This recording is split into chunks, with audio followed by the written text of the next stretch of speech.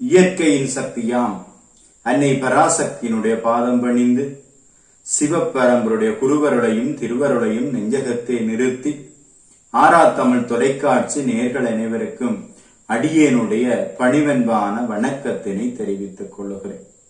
இன்றைய இந்த நட்பொழுதிலே சைவ சமயத்தினுடைய மங்கள சடங்குகள் வரிசையிலே வளைகாப்பு பற்றி சிவப்பரம்பருடைய திருவருள் கருணையின் காரணமாக சிந்திக்கலாமன் நினைக்கிறேன். மனித வாழ்வியல்ல இல்லற வாழ்வின் பயனாக அந்த புத்திர பாக்கியத்தை பெறுதல் என்கிற நிகழ்வு மிக மிக முக்கியமான ஒரு நிகழ்வாக இருக்கிறது. மனித வாழ்வினுடைய முழுமை அந்த புத்திர பாக்கியத்தினூடாக நிறைவு பெறுகிறது. பெண்ணானவள் இங்கே திருமணமாகி அந்த மணப்பெண்ணானவள் அந்த கற்பமுறுகிற அந்த பெண்ணுக்கு அங்கே 7ஆம் மாதம் வளர்புறையில் நாள் பார்த்து செய்யப்படுவது இந்த வளைகாப்பு. அங்கே பெண்ணானவள் இல்லறத்தின் பயனாக கற்பவதியாகிய பெண்ணின் 7ஆம் மாதத்திலே வளர்பிறை நாளிலே அங்கே நல்ல நாள் பார்த்து வளைகாப்புக்குரிய நாள் பார்த்து செய்யப்படுவது இந்த வளைகாப்பு.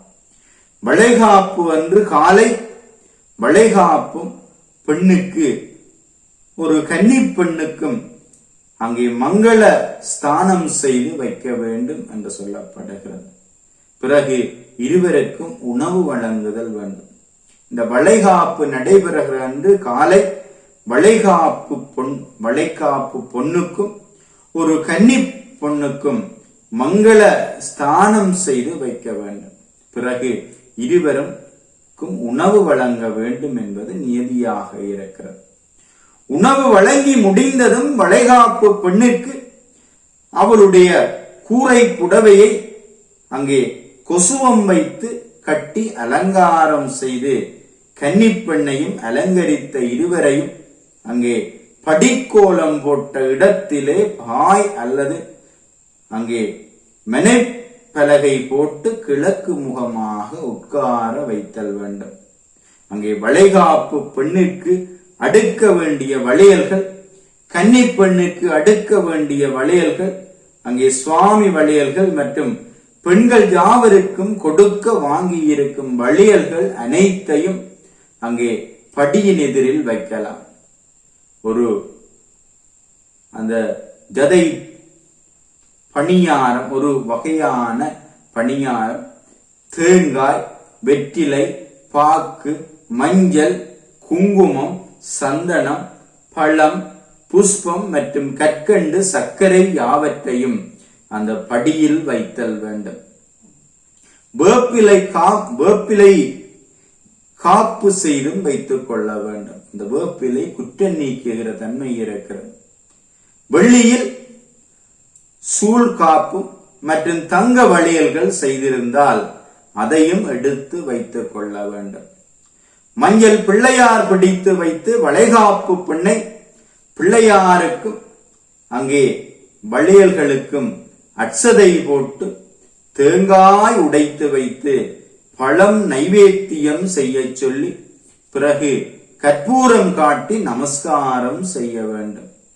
முதலிலே சுவாமி வளையல்களை பூசையில் எடுத்து வைத்துவிட்டு அங்கே கன்னி பெண்ணிக்கு முதலில் வளையல் கொடுக்க வேண்டும், வளையல் அடுக்க வேண்டும்.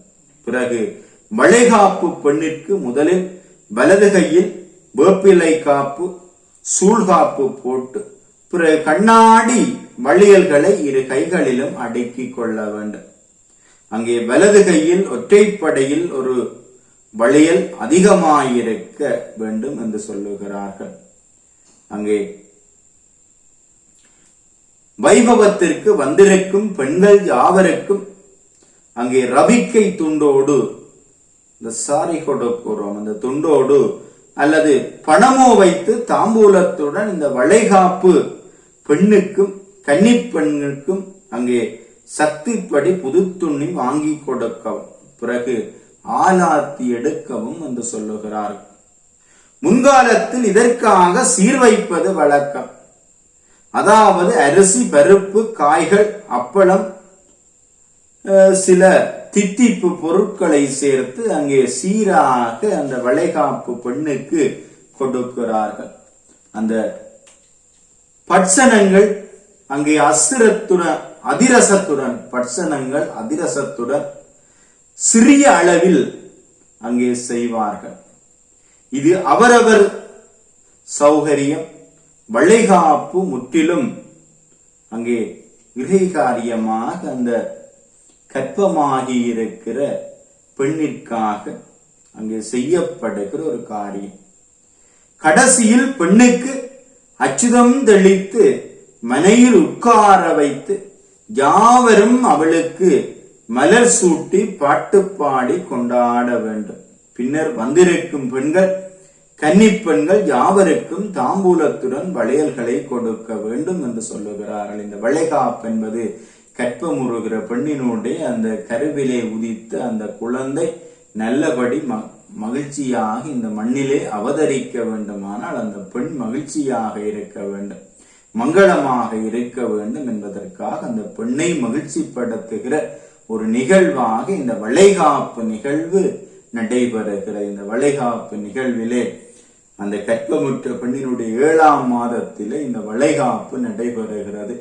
அந்த பெண்ணானவள் மகிழ்ச்சியாக வாழ்ந்து அந்த கற்பமுற்று அந்த மகிழ்ச்சியோடு புத்திர பாக்கியம் கிடைக்கப்படுகிற மகிழ்ச்சியோடு வாழுகிறவன் அந்த மகிழ்ச்சி ஊடாக நல்லபடி அந்த குழந்தை பேற்றினை பெறுவதற்காக இறை ஆசீர்வாதம், பெரியோருடைய ஆசீர்வாதம், உள மகிழ்ச்சி என்பதை பெறுவதற்காக இந்த சடங்கு நடைபெறுகிறது. சைவ சமயத்தினுடைய மங்கள சடங்குகள் வரிசையில இந்த வளைகாப்பு என்பது முக்கியமான ஒரு சடங்காக இருக்கிறது என்ற சிந்தனையை இந்த வேளையிலே சிந்தித்துக் கொண்டு அனைவருக்கும் சிவபெருமானுடைய திருவருள் கிடைக்க பிரார்த்தித்து சந்தர்ப்பத்திற்கு நன்றி கூறி அமைகிறேன். நன்றி.